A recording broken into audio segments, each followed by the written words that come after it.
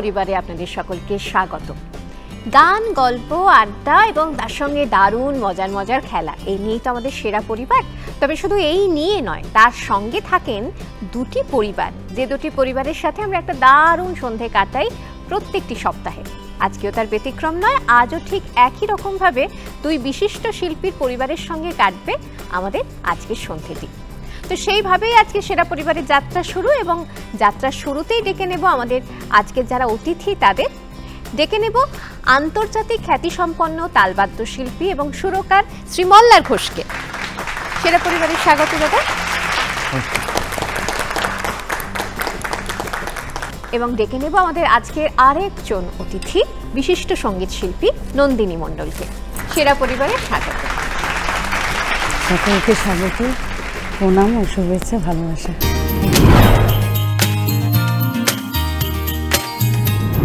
মল্লারদার পরিবারের কাছে যাব, আগে সকলের সঙ্গে পরিচয়টা একটু করিয়ে দিন। একদম, প্রথমেই আমি বলবো মুনমুন বোনের জন্য একটা বড় করে হাততালি। রোজ সকালে এবং সারাদিন ধরে, প্রতিদিন ধরে আমরা মুনমুন বোনের মধুর ঝরা কণ্ঠস্বরে আমরা আপ্লুত হই, হৃদয় ভরে যায়। অনেক অনেক ধন্যবাদ দাদা। মুনমুন বোন, আমাদের না একটা প্রতিষ্ঠান আছে, প্রতিষ্ঠানটির নাম মল্লারের গানের উঠোনে, এবং এটা আমার একটা এক্সটেন্ডেড ফ্যামিলি, এবং বেশ কয়েকশো শিল্পী এই প্রতিষ্ঠানে অংশগ্রহণ করে থাকেন, এবং বৃহত্তর একটা পরিবার। সেই পরিবারের থেকে আমি কয়েকজনকে আজকে আনতে পেরেছি এই সেটআপেতে। আমি সেইভাবেই আলাপ করি, সবাই আমার ভাই বোন, দাদা, সবাই। হ্যাঁ, আমার একেবারে ডান দিকে আমার বোন শ্রেয়া রায়, ইংরেজি সাহিত্য এবং বাংলা সাহিত্যে অসাধারণ পারদর্শী, এবং কবিতা লেখা, আবৃত্তি করা সবেতেই পারদর্শী আমার বোন শ্রেয়া। তার পাশে অমৃতা আমার অত্যন্ত কাছের বোন, শায়রি লেখে, উর্দু শায়রি লেখে, বাংলা কবিতা লেখে, আবৃত্তি করে, নৃত্যশিল্পী, কোরিওগ্রাফার, এবং অবশ্যই সঞ্চালনারা অসাধারণ করে। তারপর ডান দিকে চলে যাই একেবারে, আমার কন্যা সমা ভগ্নী আলিশা শবনম। আলিশা কণ্ঠশিল্পী তো বটেই, ওর একটা ইউনিক ক্ষমতা ঈশ্বর দিয়ে দিয়েছেন। র্যাপ থেকে রবীন্দ্রসঙ্গীত, যে কোনো জনারে ওর গলাটা ও মোল্ড করতে পারে। তো আমার নিজস্ব যখন কোনো এক্সপেরিমেন্টাল কোনো কাজ হয়, তখন আলিশাকে নিয়ে আমি খুব স্বাচ্ছন্দ্য বোধ করি। তারপরের শিল্পী হচ্ছে কৌশিক দাঁ।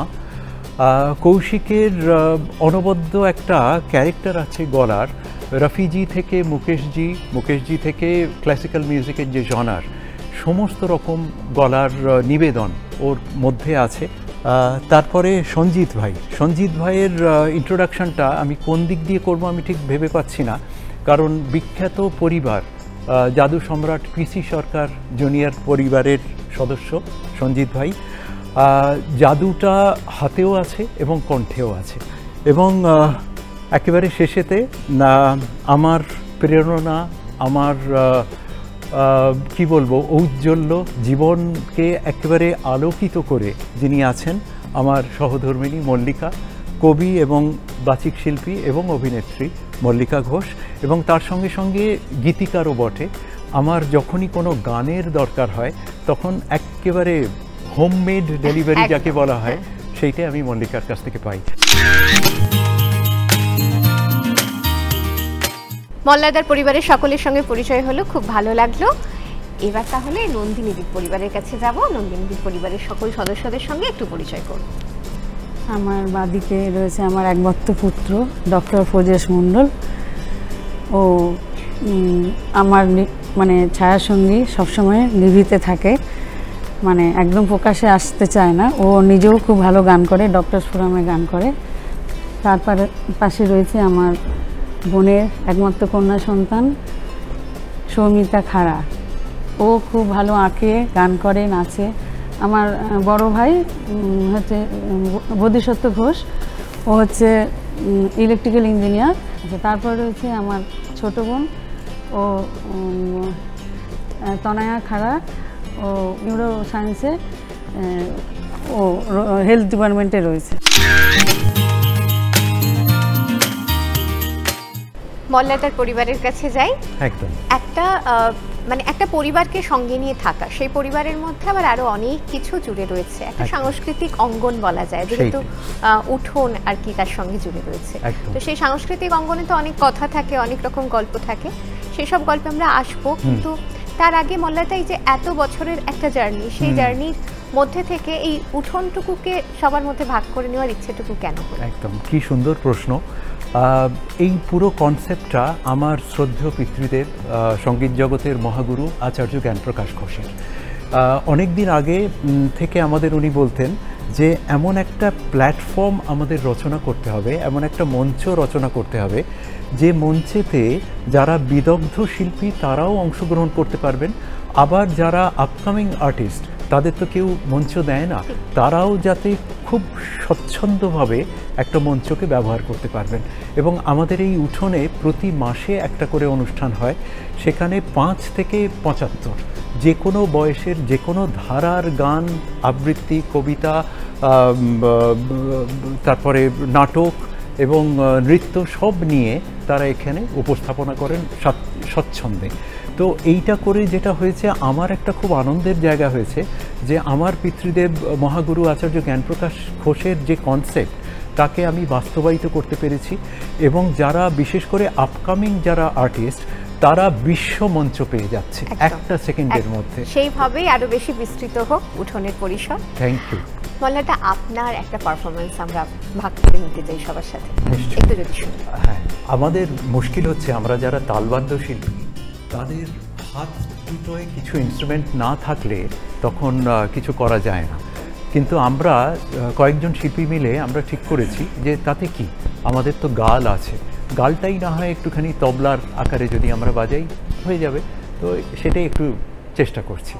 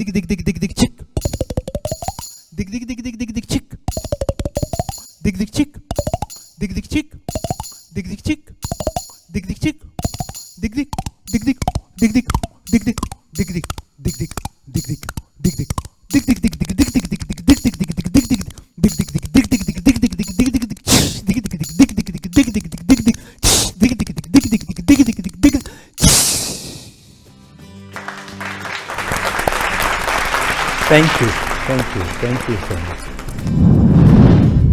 শুরু করছি আমাদের প্রথম রাউন্ডের প্রথম খেলা, যার নাম হচ্ছে ছকবাজি, এবং এই খেলাটি হচ্ছে শব্দ ছক মিলানোর খেলা। দুজনের প্রত্যেকের জন্য একটি করে শব্দ ছক থাকবে। শব্দ ছক মিলানোর জন্য উপর নিচ আর পাশাপাশি ক্লু থাকবে, সেটা দেখে শব্দ ছক মিলাতে হবে, ঠিক আছে? এইবার টেনশন শুরু হলো। কিছু টেনশন নেই, একদম খুব সহজ। প্রথম যে শব্দ ছক সেটি মল্লাদার জন্য, আমি একটু স্ক্রিনে দেখি। আমি আগে, বাবা,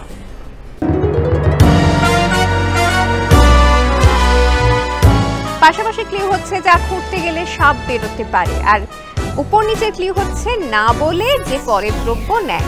মাঝে শুধু বক্সে চয় ওকার আমরা শুধু দেখতে পাচ্ছি। যতদূর মনে হচ্ছে কেঁচো কেঁচো খুঁড়তে গেলে সাপ বেরোতে পারে, প্রথমটা। আর না বলে যে পরের দ্রব্য নেয়, না আমি কখনো তা নিই না, আমি চোর হতে চাই না। পরেরটা হচ্ছে চোর। কেঁচো আর চোর এইটি হচ্ছে উত্তর, কিন্তু সেটি সঠিক উত্তর কিনা, মানে কম্পিউটার স্ক্রিনে সেটাই সঠিক উত্তর হিসেবে দেখাচ্ছে কিনা সেটা আমরা একবার মিলিয়ে নিই।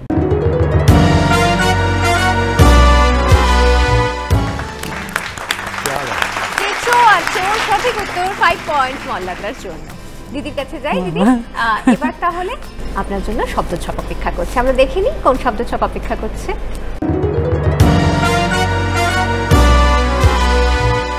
বক্সের ভিতরে শুধু দেখতে পাচ্ছি র, পাশাপাশি ক্লিউ হচ্ছে মেলানোর জন্য সংবাদ, আর উপর নিচের ক্লিউ হচ্ছে পথের পাঁচালীর আবহে যে বাজনা।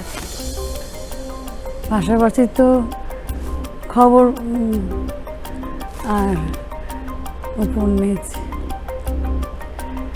তার সানাই, তার সানাই মনে হচ্ছে, তার সানাই। খবর আর তার সানাই উত্তর হচ্ছে দিদির। একটু আমরা দেখি সেটি ঠিক উত্তর কিনা। খবর আর তার সানাই একদম ঠিক উত্তর দিয়েছে। অনেক ভালো। অনেক ভেবেচিন্তে, টেনশন হচ্ছে একটু, বুঝতে পারছি, কিন্তু 5 পয়েন্টস পেয়ে গেছে। তবে এবারে নাম্বার ভাগাভাগি হওয়ার বিশেষ আর কি সেই জায়গাটা নেই, তার কারণ আমাদের এই পরের যে খেলা তার নাম হচ্ছে ভ্যাবাচ্যাকা 1।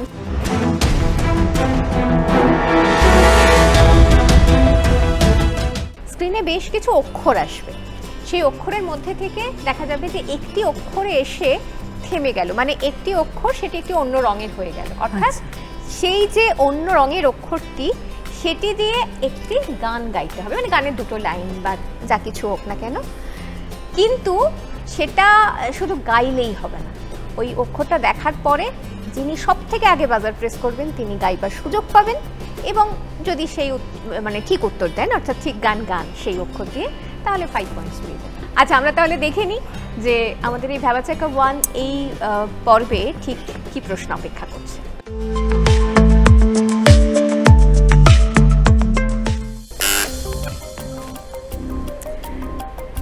এতে এসে থেমেছে। এমনি করে যাই যদি দিন যাক না, যাক না, এমনি করে যাই যদি দিন যাক না। 5 পয়েন্ট জন্য আর কি তো হয়ে গেল, গান হয়ে গেল এ দিয়ে। আরো একটা এরকম ভ্যাবাচ্যাকা 2 পর্ব আছে।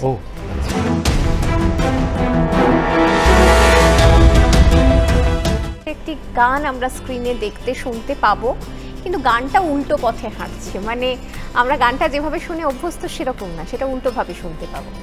আর উল্টোভাবে শোনার পর সেটার বিষয়ক কিছু তথ্য আসবে, অর্থাৎ কোন ছবির গান বা কি বা সেই বিষয়ক তথ্য, সেগুলো আমি বলে দেব। আমি প্রশ্নটি শেষ করার পরে, মানে প্রশ্নটি করার পরে যিনি আগে বাজার প্রেস করে সঠিক গানটি বলতে পারবেন কি, তিনি হয়ে যাবেন। আবার প্রশ্নও থাকবে? হ্যাঁ, প্রশ্নও থাকবে, প্রশ্নের পরে বাজার।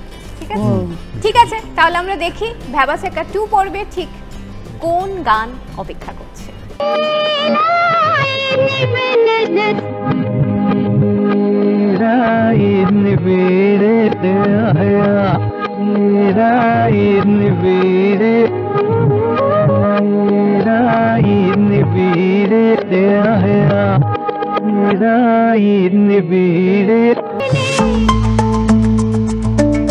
সিনেমার নাম অভিমান, কণ্ঠ রফিউ লতা, গানটি কি?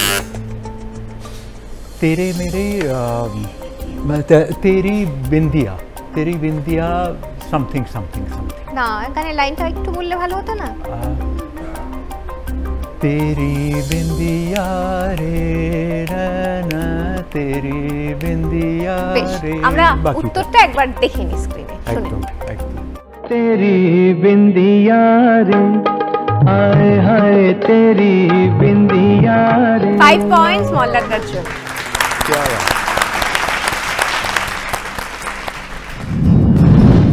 দিদি, বাড়ি থেকে তো অনেকে এসেছেন এবং অবশ্যই তাদের ঝুলিতেও অনেক গল্প আছে নিশ্চয়ই আপনাকে নিয়ে, বা অনেক কিছুই এখনো বলার আছে, আমি তাদের কাছে যাব পরে, কিন্তু আপনার এই যে দীর্ঘ একটা পথযাত্রা গানের সঙ্গে, সেটা কিভাবে শুরু হয়েছিল, যদি সেই গল্পটা বা সেই কথাগুলো। ছোটো বয়সে তো মামা দাদুর কাছে শুরু, তারপরে আমার একটু প্রথাগত শিক্ষাটা একটু পরে, তারপরে আমি রেডিওতে যে রবীন্দ্রসঙ্গীত শিক্ষার আসর হতো ওখান থেকে আমি ওই গুণীজনদের মানে কণিকা বন্দ্যোপাধ্যায়, তারপরে সুবিনা রায় এনাদের থেকে শিখেছি। তারপরে প্রথাগত শিক্ষা শ্রদ্ধেয় খগেন্দ্রনাথ পাঠকের কাছ থেকে আমার শিক্ষা 7th ইয়ার ওখানে কমপ্লিট করেছি। তারপরে স্বপ্না ঘোষাল, স্বপ্না ঘোষাল, তারপরে শ্রদ্ধা মায়া সেন, উনি চলে যাওয়ার পর শ্রদ্ধা এনাকে চট্টোপাধ্যায়কে রবীন্দ্রসঙ্গীত শিক্ষা।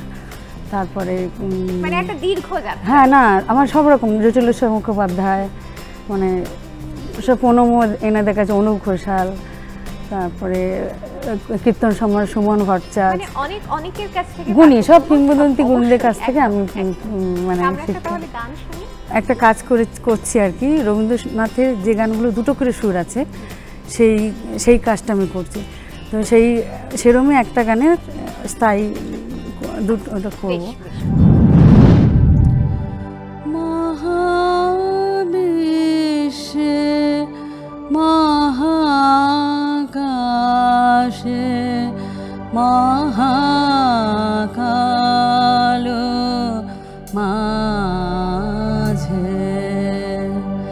মহাবিশ্বে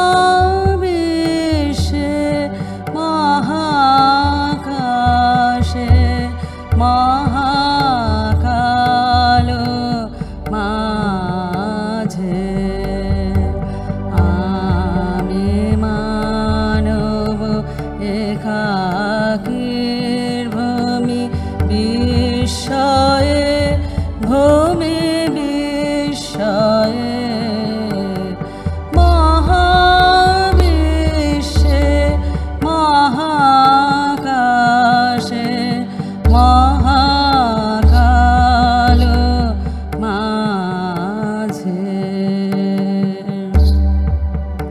এবার দ্বিতীয় সুরটি করছি। মহাবিশ্বে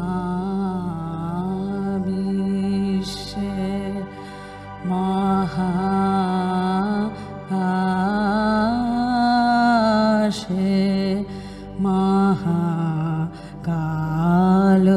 মাঝে আমি মানব কি লাগি একাকীর ভূমি বিস্ময়ে, মহাবিশ্বে মহাকাশে মহাকাল মাঝে আমি মানব কি লাগি একাকী ভূমি বিস্ময়ে।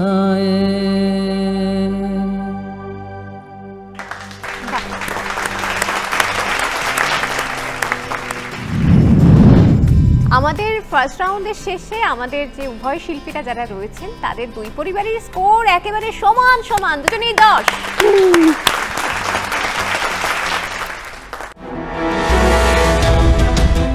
ফিরে এলাম বিরতির পরে সেরা পরিবার সঙ্গে নিয়ে আবারও, এবং ফিরে এসে প্রথমে আবার যাব মল্লারদার পরিবারের কাছে। মল্লারদার পরিবারের অনেক সদস্যা রয়েছে, একদম পুরো কন্টিনজেন্ট নিয়ে চলে এসেছি। একটু তাদের সঙ্গে কথা বলবো এবার। একটু মল্লারদার ব্যাপারে আমরা কিছু জানতে চাই, মানে যতটা আমরা জানি ততটা তো জানি, কিন্তু সেই জানার বাইরে যে অজানা মানুষটা, তাকে নিয়েও তো অনেক কথা থাকে, সেটা যদি একটু জানি সেখান থেকে। প্রথমে অমৃতার কাছেই যাই। ওকে, যত রকম খারাপ খারাপ বলার আছে বলে দিই। আসলে আমাদের দাদা এমনই একজন সুন্দর মানুষ, সর্বাঙ্গ সুন্দর মানুষ, আমরা যাকে দেবদূত বলি আর কি। তো সেই মানুষটার খারাপ কিছু খুঁজে বের করা সম্ভবই নয়। সেই মানুষটা শিল্পী হিসেবে যেমন সুন্দর, মানুষ হিসেবে তেমনই সুন্দর, এবং আমার দাদা হিসেবে আমি তো মনে করি মানে এরকম দাদা পাওয়া অনেক ভাগ্যের ব্যাপার। তো সুতরাং যেমন একদিকে ফ্রম তালবাদ্য টু গালবাদ্য সর্বত্র অনায়াস স্বচ্ছন্দ বিচরণ। আমরা এই মুহূর্তে যে ধরুন থিম মিউজিকের চারিদিকে এখন ভীষণ রমরমা দেখি, একদম শুরুর দিকে সেই সময়ে আমার মনে পড়ে আর কি, আমার দাদার থিম মিউজিক যখন বিভিন্ন বড় বড় পুজোগুলোতে বাজতো একদম প্রথম বছর, তো সেই সময়ের যে আমার দাদার বোন হওয়ার সৌভাগ্য ক্রমে আমি সব জায়গায় যেতে পারতাম, তখন যে ভালো লাগা ছিল এখনও সেটা রয়েছে এবং আগামী দিনেও থাকবে। আমি এখানে একটু বলি কর্তব্যবোধের দিক থেকে আমার দাদার কথা। সাধারণত শিল্পী মানুষ যারা হন তারা পারিবারিক বিভিন্ন বিষয়ে বা তাদের অনেক রকম সমস্যা হয়, তারা সময় দিতে পারেন না। আমি কিন্তু আমার দাদাকে দেখেছি যেমন মঞ্চে অসম্ভব দায়িত্ব নিয়ে তিনি কাজকর্ম করেন, ঠিক একই রকমভাবে বাড়িতে মানুষ হিসেবে সেই দায়িত্ব ভীষণভাবে পালন করেন। মানে এই দুটোর ব্যালেন্স করা, এটা দেখে শেখার কাজ। বিষয়। সত্যি কথাই। একটা গান শুনি। নিশ্চয়ই নিশ্চয়ই। আমি একটু রিকোয়েস্ট করব আমাদের দুজন গায়ক এবং গায়িকা শিল্পীদের, এটা আমার সাম্প্রতিকতম একটা পুজোর থিম মিউজিক, কালী পুজোর থিম মিউজিক, তার একটু ছোট্ট করে নিদর্শন ওরা গাইবে।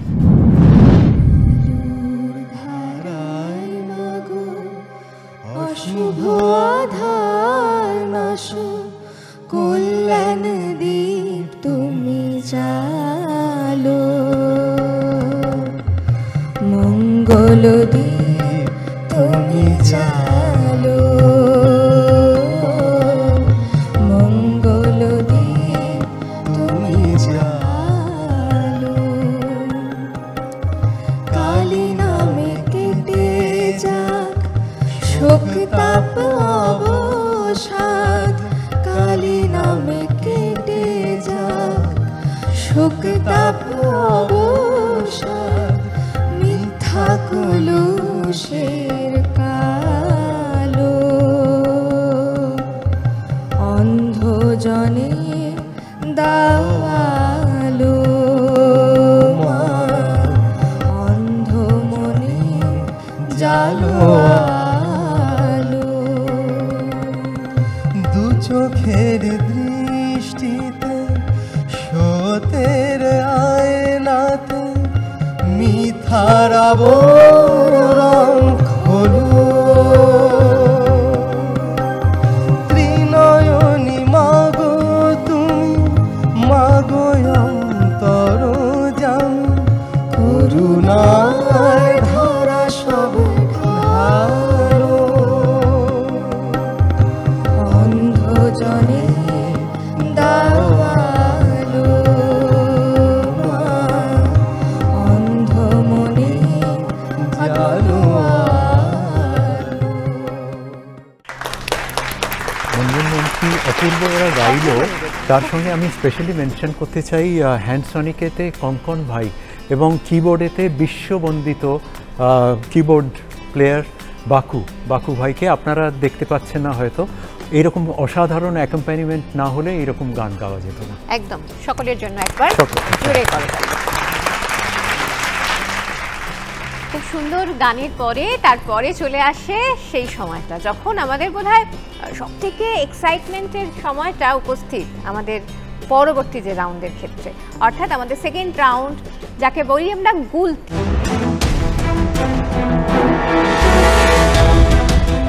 গুলতিতে 10টি প্রশ্ন থাকে, সেই 10টি প্রশ্নের প্রত্যেকটির জন্য থাকে 2 পয়েন্ট। পুরো প্রশ্নটি শোনার পরে তার সাথে দুটো করে অপশন থাকে। তো আমি পুরো প্রশ্নটা শেষ করার পর অপশন বলার পর যিনি আগে বাজার প্রেস করবেন তিনি উত্তর দেওয়ার সুযোগ পাবেন। ঠিক উত্তর দিলে 2 পয়েন্টস, ভুল উত্তর দিলে টোটাল স্কোর থেকে 2 মাইনাস হবে। গুলতি রাউন্ডের প্রথম প্রশ্ন, প্রথম কোন ভারতীয় শিল্পীর কণ্ঠ গ্রামাফোন কোম্পানি রেকর্ড করেছিল? এ গহরজান, 2 জোহরাবাই। গহরজান সঠিক উত্তর, 2 পয়েন্টস মল্লাটার জন্য।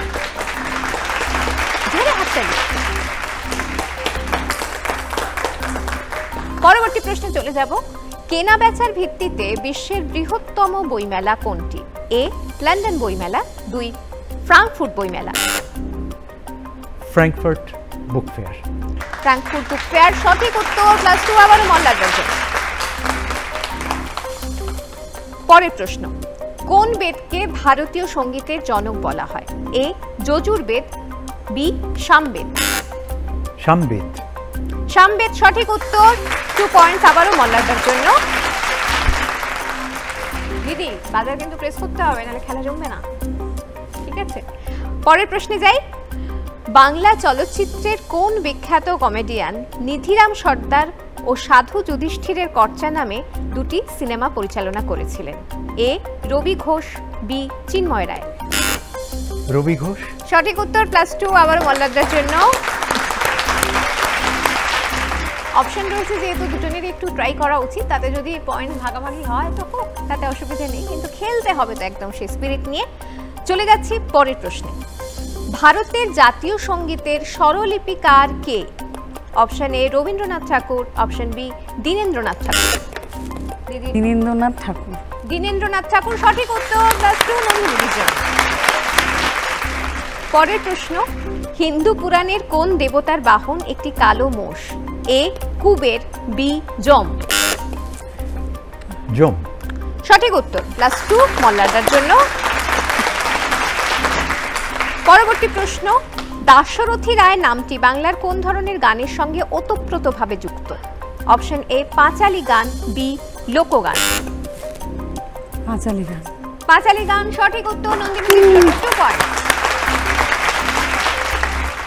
পরের প্রশ্ন, ভারতে মহিলাদের প্রথম ব্যান্ড গ্রুপের নাম কি? Option A the lady birds, option B Meri জিন্দেগি।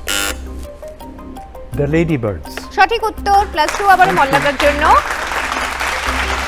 9 নম্বর প্রশ্ন, দুটি প্রশ্ন বাকি। এবছর নোবেল শান্তি পুরস্কার পেয়েছেন মারিয়া মাচাদো। তিনি কোন দেশের নাগরিক? Option A Colombia, option B Venezuela. মনে হচ্ছে, I am not sure, Venezuela. ঠিক উত্তর। +2 আবারও মল্লারদার জন্য। শেষ প্রশ্ন, গীতিকার শ্যামপুরন সিং কালরাকে আমরা কি নামে চিনি? Option A Shailendra, option B Gulzar. মনে হচ্ছে শৈলেন্দ্র। শৈলেন্দ্র আর গুলজারের মধ্যে সঠিক উত্তর এটা গুলজার, যার জন্য এটা স্কোর থেকে -2। সরি। দিদির পরিবার থেকে অনেকে এসেছেন, প্রথমে কাছাকাছি যাই। পুত্র, তাই তো? একটু শুনি মায়ের সম্পর্কে। আমি ডক্টর প্রজেশ মণ্ডল। মায়ের সম্পর্কে বলতে গেলে মানে মা এমন একজন মহিলা, মানে উনি একজন আইডিয়াল মহিলা, মানে একদম কঠোর পরিশ্রম, নিষ্ঠা, অধ্যবসায় বলতে যা বোঝায়, মাকে দেখলেই সেটা বোঝা যায় একদম।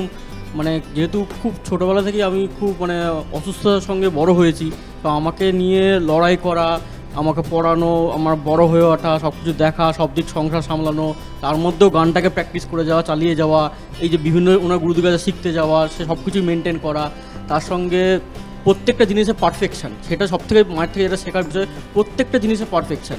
এবং আমার মা যেমন পুজো করতে খুব ভালোবাসে, তো পুজো করার সময় ধরুন মায়ের কাশি হচ্ছে, তো কোনো রিচুয়ালে ধরুন চান করতে হবে, সেই কাশি অবস্থায় মা চান করবে, সেটাকেও পারফেকশান হিসেবে করবে। গান থেকে সমস্ত জায়গায় মায়ের পারফেকশান একদম টপ লেভেলের মায়ের পারফেকশান থাকে, এবং সেটা সবসময় আপনারা গানেও সেটা শুনতে পাবেন। এবং আমার যতটুকু হয়েছি এখন অবধি ডাক্তার যেটুকু হতে পেরেছি পুরোটাই মায়ের স্যাক্রিফাইসের জন্য। মা না থাকলে তো হতে পারতামই না, অসম্ভব ব্যাপার ছিল এটা। আর এটাই। আর মায়ের গানের সিডির পেছনে তখনও প্রচুর মায়ের পরিশ্রম গেছে, তখন মায়ের পঠও আরও অনেক মানে নিষ্ঠার সঙ্গে কাজ করেছে তখন, প্লাস অনেক রিহার্সাল দিতে, মানে অনেকগুলো একদিনই ওটা টেক হয়ে গিয়েছিলো, যে বারবার গিয়ে স্টুডিও গিয়ে টেক করতে সেরকমও নয়, একদিনই মায়ের সেটা টেক হয়েছিল। এবং সিডিটা রিলিজ আমরা করেছিলাম ইয়ের থেকে, শান্তিনিকেতনে পণ্ডিত মোহন সিং খাঙ্গুরার ওখান থেকে ওটা রিলিজ হয়েছিল। তো এবং সেটা মা যেটা বললো সুরে সুরে তালে তালে মায়ের অ্যালবামটা, দুটো রবীন্দ্রসঙ্গীতের দুটো সুর নিয়ে যেটা গান আছে সেটা নিয়ে মা কাজটা করেছেন। খুব ভালো লাগলো। শিল্পী হিসাবে একজনকে আমরা চিনি, কিন্তু মা হিসাবেও তিনি কতটা ডেডিকেটেড সেই ব্যাপারটা জানলেও ভালো লাগে, সবসময় অনেক ভালো লাগে। দিদি একটা গান শুনি।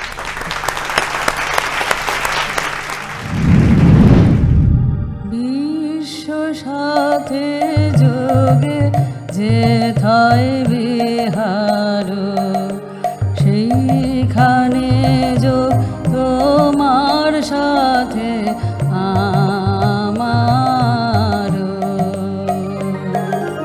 বিশ্ব সাথে যোগে যেথায় বিহার, সেখানে যোগ তোমার সাথে আমার।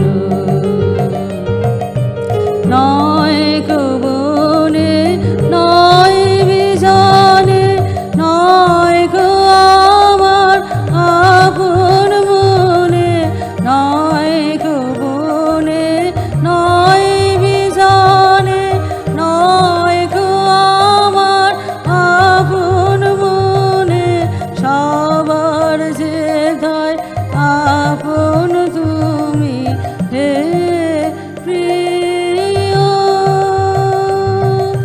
সেথায় আপন আমার বিশ্ব সাথে যোগে যেথায় বিহার, সেইখানে যোগ তোমার সাথে আমার। বিশ্ব সাথে যোগে যেথায় বিহার।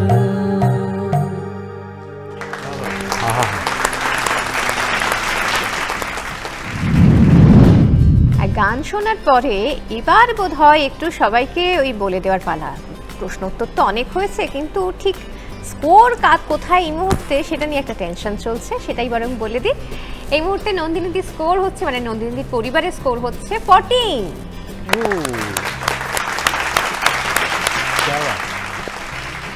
এবং মল্লারদার পরিবারের স্কোর হচ্ছে 22।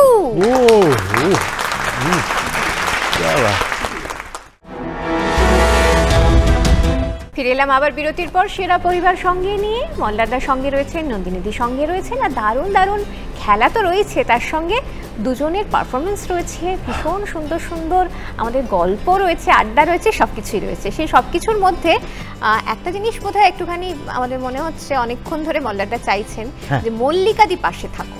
একদম সবকিছুই রয়েছে, কিন্তু মল্লিকাদি পাশে না দাঁড়িয়ে থাকলে বোধহয় ভালো লাগছে না, কোথাও না কোথাও খুব একা ফিল করছি। একদম না না না, আমরা একদম আর সেই সুযোগ দেব না। দিদি প্লিজ ওনার পাশে এসো, সুস্বাগত। তো ঠিক আছে, এখানে তো পরিবার একেবারে সম্পূর্ণ, কিন্তু ওই পাশের যে সম্পূর্ণ পরিবার বোধহয় সবাইকে নিয়ে একেবারে। তো সেই পরিবারের কাছে আবার চলে যাই, আবার কিছু কথা শুনবো। একদম। স্নেহের টানে বোনটি ডাকেন, নয়তো সহদার। দাদার সাথে প্রথম দেখা 23 নভেম্বর। সখী হলো পরিণীতা, পড়ল বাঁধা বন্ধনে, পরিচয়ের সুযোগ হলো এমন মহান গুণীজনের। শ্রী জ্ঞানপ্রকাশ ও মা ললিতার সুযোগ্য সন্তান, শিরায় যে তার তালের ধ্বনি, রক্তে সুর ও তান। পরশ পেলেন বহু গুণীর, উস্তাদ ও পণ্ডিতের, হেমছায়াতে সুর ঝরাতেন রোজই যারা মজলিসের। সুরের কোলেই বেড়ে ওঠা, লেখাপড়া বিদেশে, ফিরে এলেন গানের টানে মায়ের কাছে স্বদেশে। গুণের অপার বিস্তৃতি তাঁর ছড়িয়ে আছে দূর, অসংখ্য সব গানে দিলেন জাদু ভরা সুর। পূজার দিনে মণ্ডপেতে তাঁরই গীতি বাজে, মায়ের চরণ কমল তলে নিত্য নতুন সাজে। ভরাট গলায় যখন তিনি করেন উপস্থাপন, উদ্দীপিত শ্রোতায় ভরে মল্লারের উঠোন।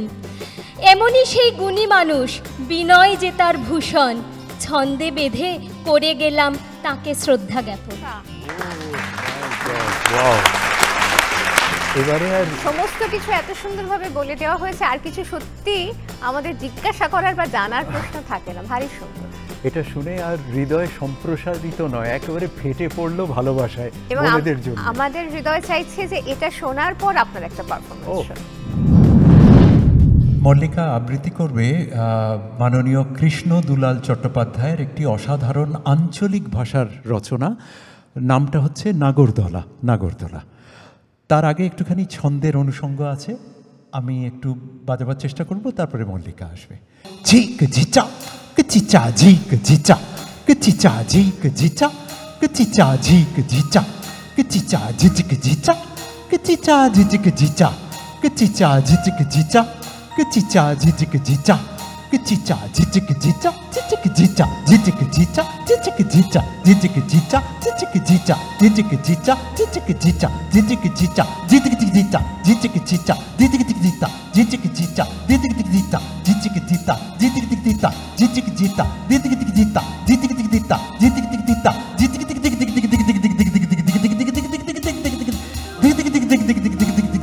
চা চা চা চা চা চা চা চা চা গয়না পরাইন্দে আমাকে ইগুল পরাইন্দে ফাগুন হাওয়ায় আমার আগুন লাগিয়েছে কেন না বছর বাদে নাগুর আমার চিঠি পাঠাইছে আমাকে গয়না পরাইন্দে আমাকে ইগুল পরাইন্দে নলুক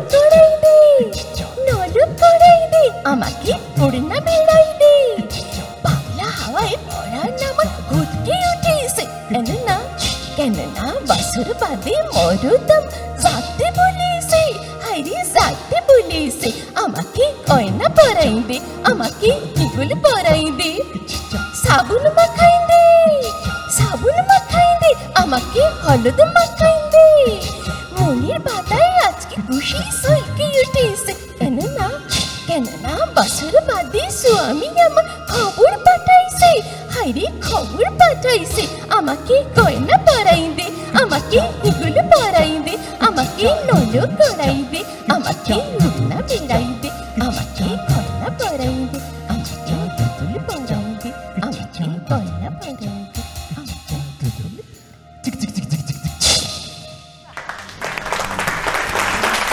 আবারও ধন্যবাদ জানাবো কঙ্কন ভাই, অসাধারণ, এবং অবশ্যই বাকু ভাইকে।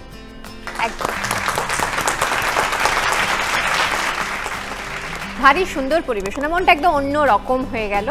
এতক্ষণ ধরে যা কিছু আমরা করছিলাম তার থেকে আলাদা রকম একটা প্রেজেন্টেশন, খুব সুন্দর, অনেক ভালো লাগা। সেই ভালো লাগাটুকু নিয়েই আবার আমাদের পরের খেলা, সেই কথা মনে পড়ে গেল। তাই তো দিদি, পরের খেলার জন্য প্রস্তুত? আমাদের পরের খেলার নাম হচ্ছে চতুর্মুখ।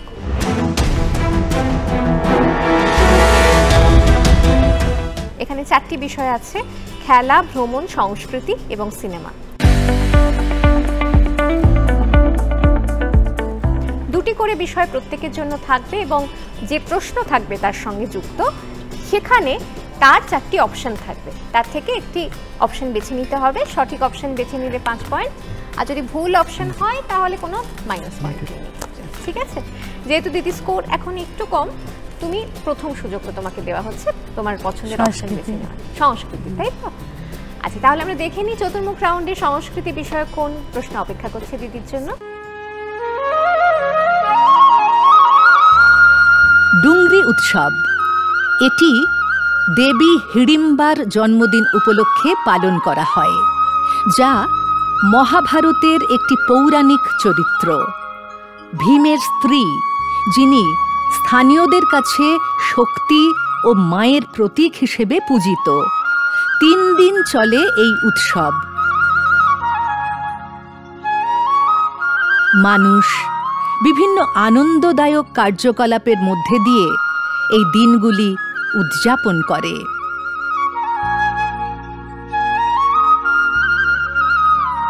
এই উৎসব, যা হিড়িম্বা দেবীর মেলা নামেও পরিচিত, প্রতি বছর মে মাসে পাহাড়ের কোলে এটি আয়োজিত হয়। প্রশ্ন হলো, পাহাড়ি কোন রাজ্যের সংস্কৃতি এই ডুংরি? 4টি অপশন আছে: 1 হিমাচল প্রদেশ, 2 অরুণাচল প্রদেশ, 3 সিকিম এবং 4 লাদাখ। হিমাচল প্রদেশ। হিমাচল প্রদেশ তোমার উত্তর, তাই তো? হিমাচল প্রদেশ সঠিক উত্তর কিনা আমরা দেখে নিই আমাদের কম্পিউটার স্ক্রিনে। সঠিক উত্তর, 5 পয়েন্ট। আচ্ছা, মল্লারটা সংস্কৃতি বিষয় তো দিদি বেছে নিয়েছেন, বাকি আমার বিষয়টা নিয়ে নিয়েছেন। বাকি 3টি বিষয় এখনো বাকি। কোন বিষয়টি নিতে চাইছেন? ভ্রমণ, খেলা, সিনেমা বাকি। Sports city. বেশ, দেখি।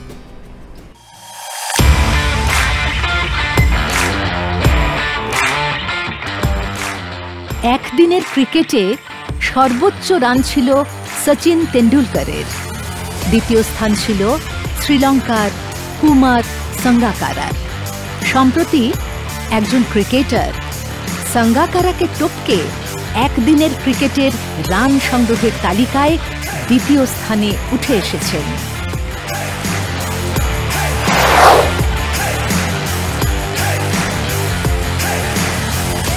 প্রশ্নটি হলো, কে এই ক্রিকেটার? 4টি অপশন আছে। 1 রোহিত শর্মা, 2 অ্যালেক্স কাবেরা, 3 বিরাট কোহলি এবং 4 ম্যাট রেনস। 3 বিরাট কোহলি। 3 বিরাট কোহলি, এটি হচ্ছে উত্তর। মল্লারটার সঠিক উত্তর কিনা আমরা দেখে নিই। 5 পয়েন্ট, আগে থেকেই সবাই হাততালি দিতে শুরু করেছে। মানে উত্তর। দুটি বিষয় বাকি, ভ্রমণ এবং সিনেমা। ভ্রমণ বিষয়টি তোমার জন্য রাখি, দেখা যাক ভ্রমণ বিষয়ে কোন প্রশ্ন অপেক্ষা করছে। পরিত্যক্ত অথচ সম্ভ্রম জাগানো এক নগর। একসময় এটি ছিল বিশ্বের অন্যতম জনবহুল সমৃদ্ধ শহর। শশাঙ্ক পাল, সেন রাজাদের আমলে বাংলার রাজধানী হয়েছিল এই জায়গা। ব্যবসা বাণিজ্যে সমৃদ্ধ গৌড় নগরী একসময় দখল করে নেয় মুসলিম শাসকরা। তাদের তৈরি বিভিন্ন স্থাপত্য এখনো রয়েছে মালদা জেলার বাংলার প্রাচীন রাজধানী এই গৌড়ে।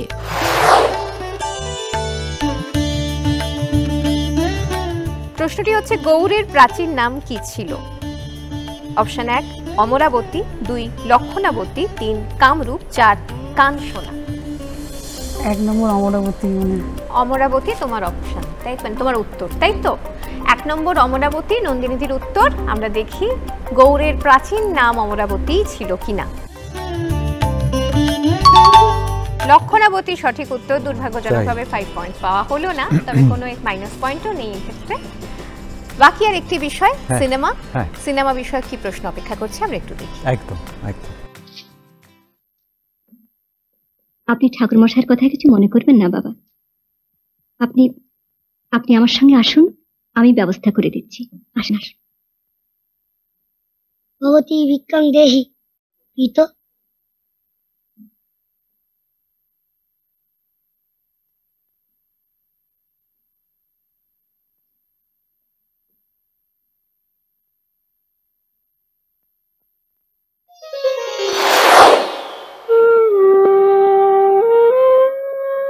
আমরা যে ছবি দৃশ্য দেখলাম সেটি পরিচালক পলাশ বন্দ্যোপাধ্যায়ের ছবি অগ্রদান। প্রশ্ন হচ্ছে, এটি কার লেখা? 4টি অপশন। 1 মানিক বন্দ্যোপাধ্যায়, 2 রবীন্দ্রনাথ ঠাকুর, 3 শরৎচন্দ্র চট্টোপাধ্যায়, 4 তারাশঙ্কর বন্দ্যোপাধ্যায়। আমার মনে হয় সর্বজন শ্রদ্ধেয় তারাশঙ্কর বন্দ্যোপাধ্যায়। তারাশঙ্কর বন্দ্যোপাধ্যায় মল্লাটার উত্তর। ঠিক উত্তর কিনা? অপশন 4। ঠিক উত্তর কিনা আমরা দেখি। সঠিক উত্তর। 5 পয়েন্ট আবারও মল্লাটার জন্য। এবং এই উত্তরের সাথে সাথে আমাদের এই রাউন্ডে সবকটি খেলা শেষ, কিন্তু কথা গল্প এগুলো তো শেষ নয়। নন্দিনীদির পরিবারের কাছে যাব। দাদা এসেছেন বোধহয়, দাদা বা ভাই? ভাই ভাই এসেছেন, দিদিও এসেছেন বোধহয়। বোন বোন ভাই বোন। তো তাদের কাছ থেকে একটু শুনি দিদি সম্পর্কে। আমার দিদি আমার কাছে মাতৃ সমান, মানে আমার বাবা মার পরে আমার বড় দিদি। তো ছোটোবেলা থেকেই আর কি যত কিছু বায়না আমার দিদির কাছে। তো দিদি যখন গান শিখতে শুরু করে তখন আমি খুব ছোটো আর কি। তো ওই সময় দিদির পাশে বসেই শুনতাম, গুনগুন করতাম। মানে আমি বিশাল কিছু সঙ্গীত বিশারদ বা সঙ্গীত গীত নই, কিন্তু ওই যে যতটুকু শোনা ওই থেকেই ভালো লাগা আর কি। কোভিডে খুব কম সময়ের ব্যবধানে আমি বাবা মাকে হারাই। তো সেই সময় দিদিও খুব অসুস্থ ছিলেন। তো আমরা যে দিদিকে আবার আমাদের মাঝে ফিরে পেয়ে এই যে দেখছি দিদি আবার গান গাইছেন, আবার সমরিমে ফিরে এসছে, এটা আমাদের কাছে বড় পাওনা একটা। তো সত্যি দিদি আমাদের কাছে অনুপ্রেরণা, এবং দিদি আমাদের সবসময় মাতৃস্নেহ ছায় তিনি আমাদের মানে আশ্রয় দিয়েছেন। তিনি যখনই আমরা গেছি, এটাই আমার দিদির সম্বন্ধে বলা। জানলাম তো অনেক কিছু দিদির সম্পর্কে, কিন্তু একটা গান যদি শুনি তাহলে আরো ভালো লাগবে। খড় বায়ু বয়ে বেগে চারিদিকে ছায় মেঘে, গগনে নাও খানি পাইও। খড় বায়ু বয়ে বেগে চারিদিকে ছায় মেঘে, গগনে নাও খানি পাইও। তুমি কোষে ধরো হাল, আমি তুলে বাঁধি পাল। তুমি কোষে ধরো হাল, আমি তুলে বাঁধি পাল। হাই মরো মরো টান, হাইও হাইও হাইও ঘর বায়ু বয় বেগে চারিদিকে ছায় মেঘে গগনে নাওখানি পাইও শৃঙ্খলে বারবার ঝনঝন ঝঙ্কার নয় তো তরুণীর কন্দন সংকার শৃঙ্খলে বারবার ঝনঝন ঝঙ্কার নয় তো তরুণীর কন্দন সংকার বন্ধন দুর্বার সহ্য না হয় আর টলমল করে আজ তাইও হাই মারো মারো টান হাইও হাইও হাইও। क्या बात, দারুণ দারুণ, জমে গেল। এই মুহূর্তে নন্দিনীর স্কোর হচ্ছে 19। क्या बात। এবং মল্লারদার স্কোর হচ্ছে 32। Oh really, wow.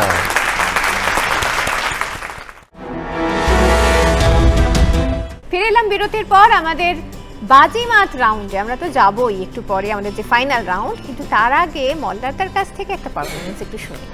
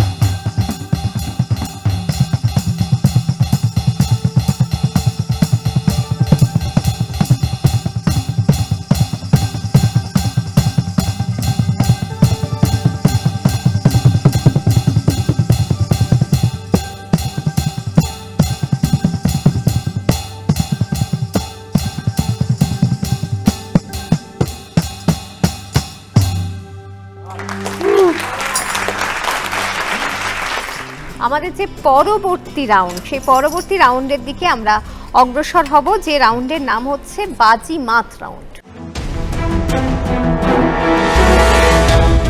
এখানে একটি প্রশ্ন থাকবে।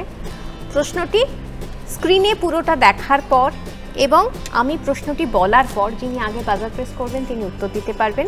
প্রশ্নটি 10 বা 20 নম্বরের জন্য আপনারা খেলতে পারেন। 10 বা 20 নম্বর, যত নম্বরের জন্য আপনারা খেলছেন, যদি ঠিক উত্তর দেন তাহলে সেই নম্বরটি আপনাদের স্কোরের সঙ্গে যোগ হচ্ছে, আর যদি ভুল উত্তর হয় তাহলে স্কোর থেকে কিন্তু 10 বা 20 মাইনাস হয়ে যাচ্ছে। ঠিক আছে? মল্লারদা কত নম্বরের জন্য তাহলে? 10এই খেলি। আর নন্দিনী? 10এই খেলি। 10। দুজনেই 10 নম্বরের জন্য খেলছেন বাজিমাত রাউন্ড। প্রশ্নটি আমরা দেখে নিই স্ক্রিনে। বাজিমাত রাউন্ডের अरमान कुछ तो दिल में तड़प ते ही रहेगा यार, ते ही रहेगा यार। যে গানটি আমরা শুনলাম সেই গানটি গেয়েছেন বাংলা সিনেমার একজন বিখ্যাত অভিনেত্রী, তার নাম কি? আমাদের মনে হচ্ছে সর্বজন শ্রদ্ধেয়া ছায়া দেবী। ছায়া দেবী। উত্তর মল্লারদার। আপনার কি তাই মনে হয়? হ্যাঁ, কানন দেবী মনে হচ্ছে। কানন দেবী মনে হচ্ছে। যদি এই উত্তরটি আমরা নিতে পারবো না, কিন্তু ছায়া দেবী উত্তর হিসাবেই আমরা নেব আর কি। সেটার কি ফলাফল দাঁড়ায় তার উপর স্কোর ডিপেন্ড করছে। তো আমরা দেখে নিই। ঠিক আছে, সঠিক উত্তর কি? अरमान अरमान সঠিক উত্তর। আজকে সন্ধ্যার শেষে সেরা পরিবারের একেবারে এই মুহূর্তে দাঁড়িয়ে নন্দিনীদের স্কোর সেই 19ই থাকলো। আজকে সেরা পরিবারের রানার আপ নন্দিনীদের পরিবার। এবং আজকে 42 পেয়ে সেরা পরিবারের উইনার মোল্লারদার পরিবার।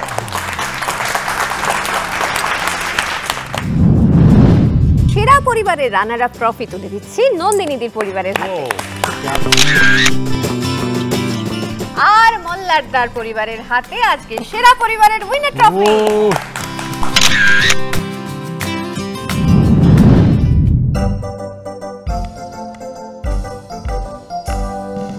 জীবনে কি পাবো না ভুলেছি সে ভাবনা, সামনে যা দেখি জানি না সে কি আসল কি নকল সোনা।